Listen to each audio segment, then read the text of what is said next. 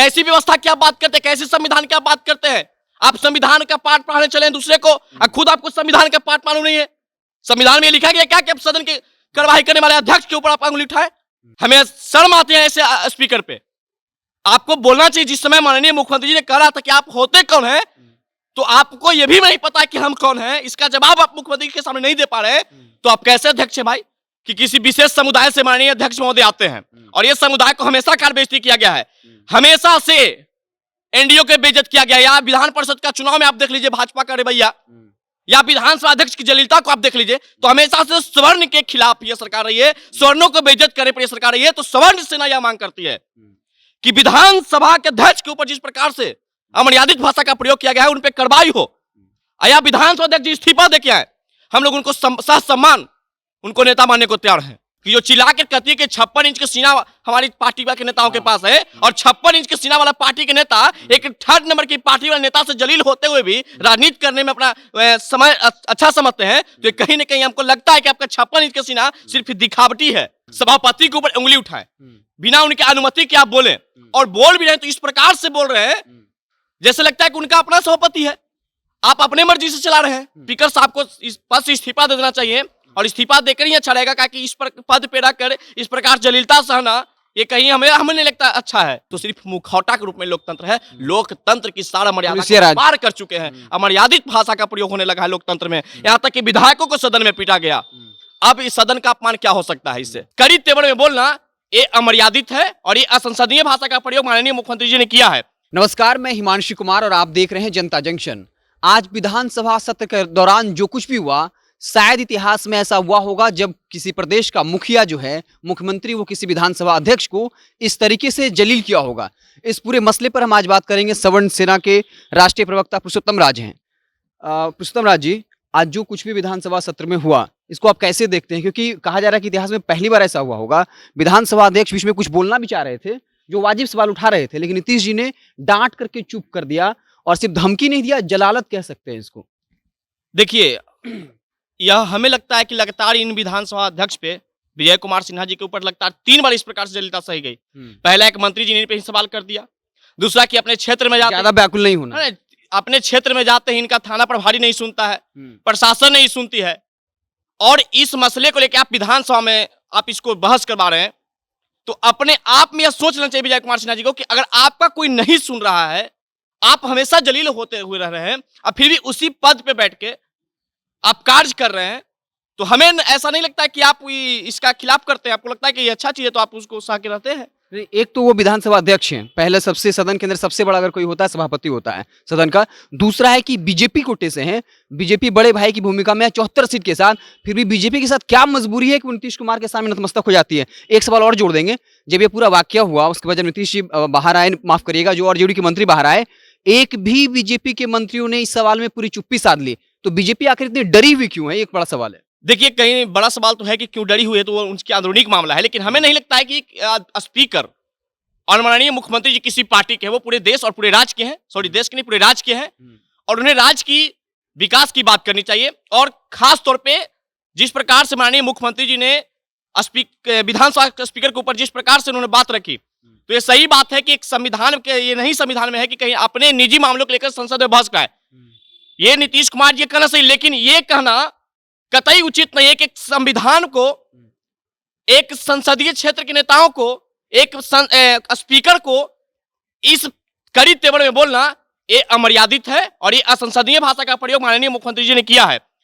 इसलिए बिल्कुल जिस प्रकार से विधानसभा अध्यक्ष अपने बातों को रख रहे थे मुख्यमंत्री जी के सामने, यानी सदन में रख रहे थे, तो सदन में मुख्यमंत्री जी मुख्यमंत्री नहीं है, बल्कि एक एमएलसी है, उस नाते उनको सुना चाहिए था। लेकिन जिस प्रकार से वो स्पीकर पे हावी हो गए, ये बिल्कुल गलत है, और उन्हें माफी मांगना चाहिए। और हमें लगता है कि माफी से अच्छा है कि स्पीकर साहब को इस पद से इस्तीफा दे देना चाहिए, और इस्तीफा देकर ही अच्छा रहेगा, क्योंकि इस पद पे रखकर इस प्रकार जलीलता सहना ये कहीं हमें नहीं लगता अच्छा है। ठीक है, एक सवाल ये रहेगा कि नीतीश जी ने सही कहा कि जो है जो मामला चल रहा है, रिपोर्ट जो है वो कोर्ट में जाएगा। लेकिन सवाल ये भी है कि वही संविधान ये कहता है कि अगर कोई सभापति अगर सदन के अंदर हो तो बिना उनके आदेश के कोई नहीं बोलेगा। लेकिन जीवेश मिश्रा जी बोल रहे थे, नीतीश कुमार जी लपकते हुए आए और खुद कह दिया जीवेश मिश्रा को आप बैठ जाइए, और हम जो है उसके बाद वो विजय सिन्हा जी से भिड़ गए।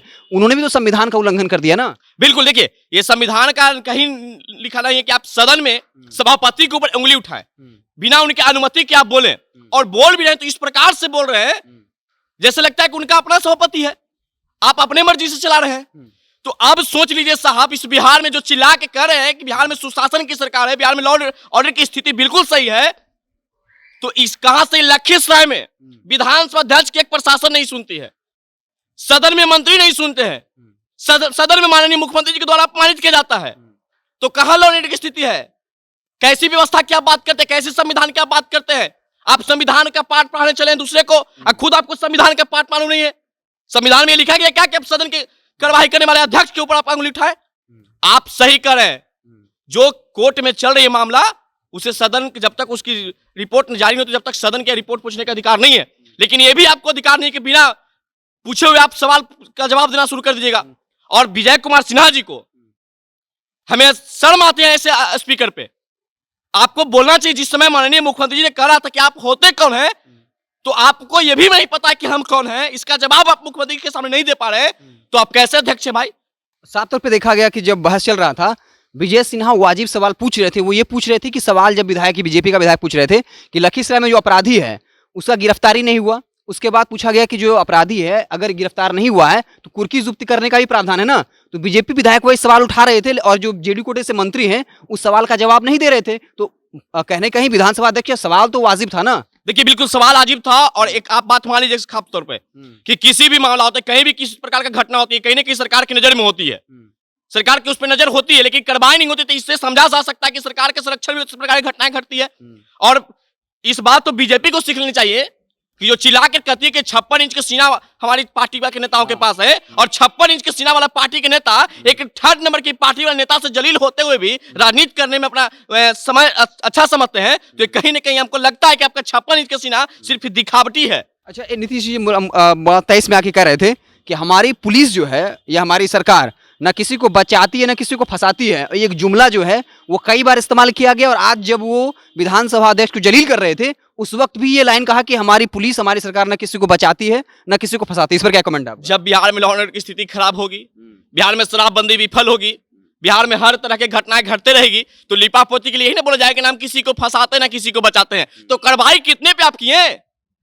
लखीसराय जिस मामला का उस पर कार्रवाई क्यों नहीं हुआ? बहुत तरह से घटना जिसमें कार्रवाई नहीं होती है। तो सिर्फ ये बोलने से लोगों को संतुष्टि नहीं हो जाएगा कि ना किसी को बचाते ना किसी को फंसाते, तो मतलब फंसा। लेकिन जो व्यक्ति गलत के उस पे खिलाफ अब क्या किया अभी तक, ये भी होता है। खास तौर पे आप देख लीजिए संविधान का यह नियम है कि सदन के अंदर जब तक विधानसभा के अध्यक्ष की अनुमति नहीं हुआ कोई सदस्य नहीं बोल सकते हैं। तो असंसदीय भाषा का प्रयोग माननीय मुख्यमंत्री जी क्यों किए? इन पे कार्रवाई क्यों नहीं होता है? इन पे बीजेपी अपना क्यों नहीं एक्शन लेती है? आखिर इसलिए कि आप अपने नेताओं को अपने कार्यकर्ताओं को बेइज्जती करवा कर भी आप राजनीति करेंगे, तो कहीं ना कहीं उन कार्यकर्ताओं को मनभावना को ठेस पहुंचेगा जिसने अपने खून और मेहनत से पार्टी को आगे ले जाने का काम किया। अगला सवाल मेरा पुष्टम ये रहेगा कि विधानसभा अध्यक्ष एक चीज तो मानना पड़ेगा, चाहे वो पक्ष विपक्ष और किसी को बोलने का मौका देते हैं, लेकिन जब ये सदन खत्म हुआ उसके बाद जब बाहर आए तो बीजेपी के किसी भी मंत्री ने कुछ भी बोलने से मना कर दिया। बीजेपी के विधायक संजय सरावगी जो लगातार सवाल उठा रहे थे वो भी कुछ भी बोलने से बचते दिखे। तो बीजेपी में डर क्यों है? जब वो एनडीए में बड़े भाई की भूमिका में है तो क्या सत्ता जाने का डर है कि अगर हम कुछ बोलेंगे नीतीश जी पाला बदल लेंगे? क्या ये डर लग रहा है आपको? बिल्कुल ये डर हो सकता है। और खास तौर पे देखा जाए तो हो सकता है कि कुछ लोग इसलिए भी नहीं बोलेंगे कि किसी विशेष समुदाय से माननीय अध्यक्ष महोदय आते हैं, और ये समुदाय को हमेशा कार बेइज्जती किया गया है, हमेशा से एनडीओ के बेइज्जत किया गया है। या विधान परिषद का चुनाव में आप देख लीजिए भाजपा का रवैया, या विधानसभा अध्यक्ष की जलीलता को आप देख लीजिए, तो हमेशा से स्वर्ण के खिलाफ ये सरकार रही है, स्वर्णों को बेइज्जत करने पर यह सरकार रही है। तो स्वर्ण सेना यह मांग करती है कि विधानसभा के अध्यक्ष के ऊपर जिस प्रकार से अमर्यादित भाषा का प्रयोग किया गया है उन पर कार्रवाई हो। या विधानसभा अध्यक्ष जी इस्तीफा दे के आए, हम लोग उनको सम्मान उनको नेता मानने को तैयार हैं। अगर नहीं आते हैं तो हम लोग उनको नेता नहीं मानते, क्योंकि उनके चलते अगर हम लोग बात बोले अब वो उन बात को सह करके उन लोग के साथ रहेंगे तो उनसे मूर्ख थोड़े हम लोग हैं।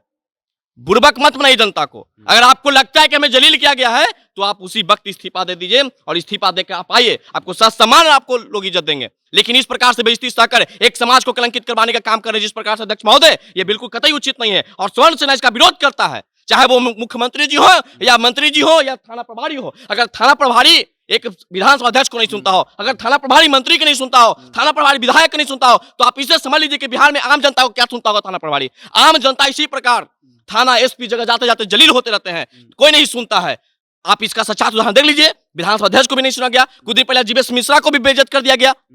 तो कहीं ना कहीं हम यह मानते हैं कि सरकार की जो प्रशासन है किसी एक व्यक्ति से चलती है, एक लोगों से चलती है, या प्रशासनिक व्यवस्था जो है सिर्फ नेता के मुख्यमंत्री के हिसाब से चलेगा, आम लोगों के लिए कोई मेरा सवाल ये है कि जब एक विधानसभा अध्यक्ष एक गरमामयी पद होता है, सदन जब चलता है, सबसे ताकतवर इंसान कोई होता है सभापति, जिसके आदेश के बाद ही कोई मुख्यमंत्री भी बोल सकता है। जब वो अपने क्षेत्र में जाता है, दरोगा उसकी बात नहीं सुनता है, डीएसपी बात नहीं सुनता है, और बाकायदा जब ये डीजीपी साहब मिलने जाते हैं मुख्य सचिव, तो वहां से निकलते हैं तो हंसते हुए निकलते हैं। तो इस बीजेपी विधायक ने इसका मसला बनाया कि वो विधानसभा अध्यक्ष की बेइज्जती कर रहा था। तो सवाल ये है कि अगर एक विधानसभा अध्यक्ष नहीं सुना जा रहा, बीजेपी मंत्री का नहीं सुना जा रहा, आरजेडी के विधायक भी आरोप लगाते हैं, तो फिर इस नीतीश कुमार जी के राज में फिर आम आदमी के साथ पुलिस क्या बर्ताव करती हुई, क्या लगता है ये इसका एक शानदार उदाहरण है? अब बात करें बेइज्जती की, तो बेइज्जती तो इनका होगा ही ना। एक बार इनको मंत्री ने जलील किया, फिर भी माफी मांग के सुन के फिर से सदन का कार्यवाही शुरू कर दी। व्याकुल नहीं होना है, व्याकुल नहीं होना। मंत्री जी का बयान था, उसे भी माफ कर दिए। दूसरा बार थाना प्रभारी आपको नहीं सुनता है, माननीय मुख्यमंत्री जी ने भी आपको बोल दिया, तो आप क्या इज्जत खोजते हैं? अब तो बेइज्जत में अपना रणनीति देखते हैं। आप अपना सफर रणनीति तो बेइज्जत करवा के देखते हैं ना।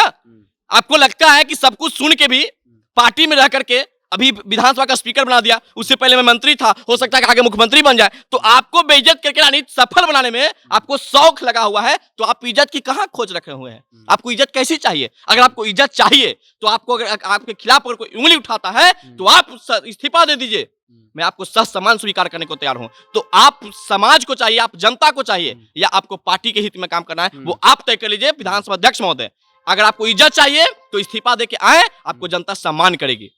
अगर आपको बेइज्जत करके रणनीति सफल करना है तो इसी प्रकार जलीलता को सहते रहिए। आपको उज्जवल भविष्य की मैं कामना करता हूं। मंत्री से स्पीकर बने हैं, मैं मुख्यमंत्री बनने का आपका कामना करता हूं। इसी प्रकार से जलीलताओं के सहते रहिए। हमें नहीं लगता है कि एक सबसे बड़ी मर्यादित पद होता है विधानसभा अध्यक्ष का सदन के अंदर, और उन अध्यक्ष के खिलाफ भी लोग उंगली उठाकर बात कर रहे हैं, तो आप समझ लीजिए कि लोकतांत्रिक जो सरकार के लोकतांत्रिक सरकार है, तो सिर्फ मुखौटा के रूप में लोकतंत्र है। लोकतंत्र की सारा मर्यादा पार कर चुके हैं। अमर्यादित भाषा का प्रयोग होने लगा है लोकतंत्र में, यहाँ तक कि विधायकों को सदन में पीटा गया। अब इस सदन का अपमान क्या हो सकता है इससे? तो लोकतंत्र सिर्फ लोकतांत्रिक जो बोलता है कि लोकतांत्रिक राज है, वो लोकतांत्रिक देश है, ये सिर्फ मुखौटा के लिए है, दिखावा के लिए है। हकीकत आप देख लीजिए बिहार विधानसभा उदाहरण के लिए। चलिए, हमारे साथ है सवर्ण सेना के राष्ट्रीय प्रवक्ता पुरुषोत्तम। उन्होंने बताया किस तरीके से विजय सिन्हा जो है वो लगातार जलालत झेल रहे हैं, और वाकई में नीतीश कुमार से कम ये उम्मीद नहीं थी। पंचायती राज मंत्री स्मृति चौधरी ने भी कहा था विधानसभा अध्यक्ष को, आसन को, कि ज्यादा व्याकुल नहीं होना है। लेकिन आज जो नीतीश कुमार जी ने किया, वो शायद 100 साल का जो विधानसभा का जो पूरा वक्त रहा है, उसमें सबसे दुर्भाग्यपूर्ण कह सकते हैं, निंदनीय कह सकते हैं। जिस तरीके से नीतीश कुमार ने बिना बोलने तक नहीं दिया विधानसभा अध्यक्ष को, और जिस तरीके से जलालत दिया है, जलील किया है, ये आपने बाकायदा वीडियो के माध्यम से देखा होगा। आप देखते रहे जनता जंक्शन। बहुत बहुत धन्यवाद।